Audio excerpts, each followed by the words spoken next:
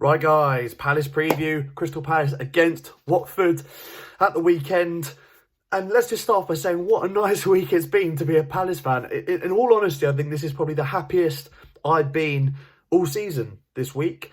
I don't think I've felt as good as this. I don't think Palace have made me this happy all season. And it's just obviously that one result against Brighton. And that's what it does. That's what it almost completely flips the way you feel about the team, the situation we're in. And of course, not just because of the mentality that it brings, that big win against your rivals, but also just looking at the table now and you see we're on 36 points. In my opinion, we're done, we're safe at this stage in the season. We will definitely pick up at least a couple more points, at least I hope so, from now to the end of the season. Yeah, I think we're done. I think we're safe. And I think it's just, again, I've got to start off this video just by saying credit to Roy for the last couple of games. A lot of pressure on him and the team. Really awful start to 2020. And they pulled it through in the game. Two massive games back-to-back. Newcastle, Brighton, and obviously this game, Watford. Three really big games back-to-back. And a really crucial part of the season. And they were must-win games. And they've come out with not just wins, but clean sheets. Massive performances from Scott Dan and Gary Cahill at the back. Van Aanholt, who rightfully got Player of the Month. Congratulations to him. You know, really boring game against Newcastle. One worldy moment. Wins the game. Players are going really clutch. Great. Vincente in goal against Brighton. Made a lot, not worldy saves. You know, their saves, a lot of these saves you expect him to make, but again, so consistent, coming out, punching clear, really solid punches, commanding the box in his communication with Dan and the rest, Cahill and the rest of the defence and the midfield. It just showed, you know, everyone's in unity right now. Roy was getting decisions right, I thought, in terms of substitutions, the way he tactically set up in games. I understood, I think the way we approached Brighton early in the game was good. We sat back a bit, which I thought was a bit too early to sit back, but then obviously it worked in the end because on the counter-attack, it was always on against Brighton. And credit to Roy, and obviously massive congrats to Roy for getting his contract extension. I do think it's thoroughly deserved. We're a record number of points ever in the Premier League at this stage of the season. And, you know, with the amount of, to have only spent $2.5 million for your highest fee on a single player to be $2.5 million in the last, I think, 4 transfer windows it's been now. Unbelievable that he's got us playing, I wouldn't say good football. I think the football that is solid and gets results, but he's playing a team that is obviously weak in certain areas, needs strengthening. He hasn't been backed properly by the board, and I think that is a massive frustration for a lot of fans.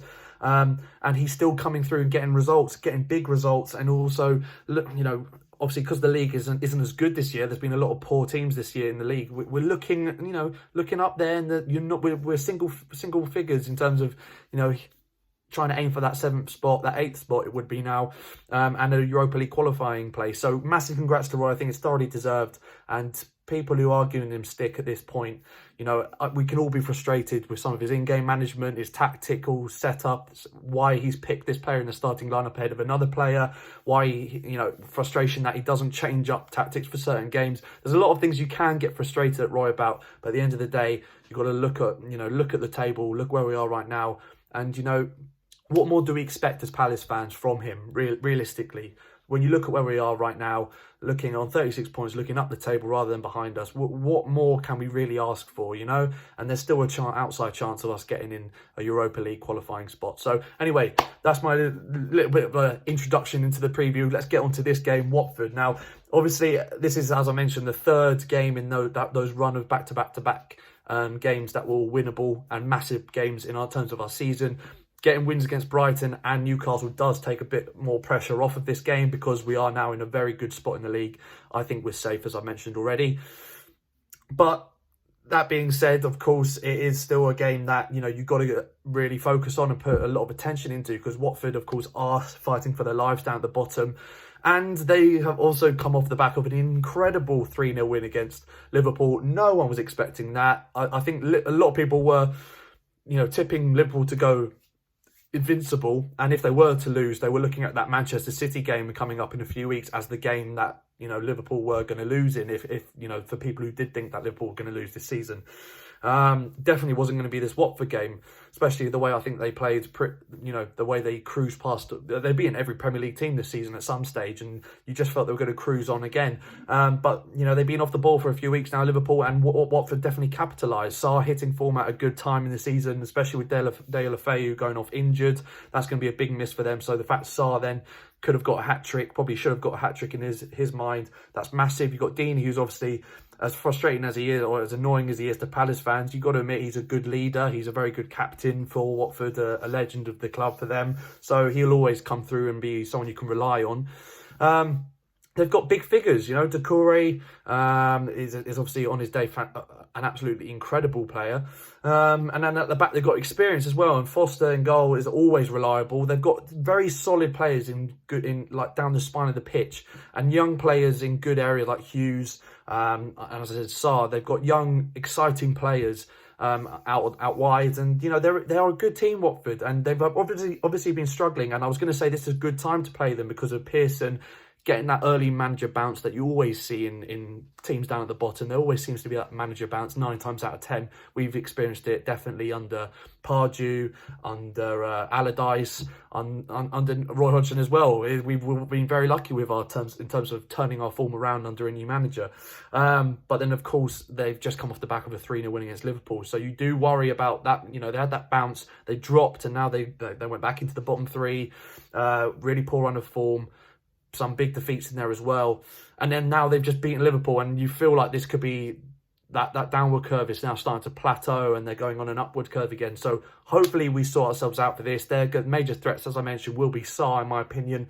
Got to be wary of their counter-attack, because that was what killed off Liverpool so effectively. I think we dealt quite well with Brighton in terms of the counter-attacks. We were sitting pretty deep, so it wasn't really...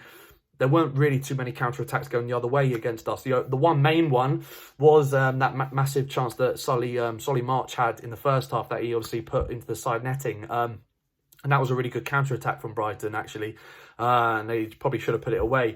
That was the only time we really got exposed, I think, on the counter-attack. We have got quite a slow back four. Only Van Aanholt with any real pace. And I think that defensively, he is quite suspect. I think he deserved Player of the Month, absolutely. Been very clutch for us this month, but there are times when he's defending where he does like to give players a lot of space, and if he is up against Sarr on that left-hand side of the pitch for us, it could be an interesting day for him. And Joel Ward, because of the pace of going in behind, but against Van Aanholt, if he switches wings, I think Van Aanholt gives far too much room to wingers. He allows people to put crosses in, hoping that Cahill, Dan will mop up everything behind him.